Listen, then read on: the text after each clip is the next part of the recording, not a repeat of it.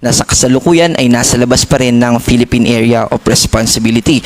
Nananatili ito na severe tropical storm at nasa layong 340 kilometers west ng Itbayat, Batanes. Ito ay may lakas ng hangin malapit sa sentro na umaabot ng 100 kilometers per hour at pagbugso, bigla ang paglakas ng hangin sa paligid nito na umaabot ng 125 kilometers per hour. Ito ay kumikilos pa north-northwest sa bilis na 15 kilometers per hour.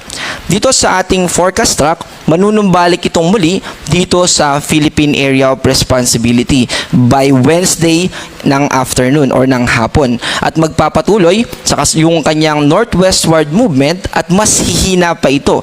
From severe tropical storm, ito ay hihina into tropical storm at maglalandfall ito sa southwestern coastal area ng Taiwan at magpapatuloy ito na mas humina. Paglabas niya ng Taiwan ay magiging tropical depression na lamang ito and eventually ay magiging low pressure area.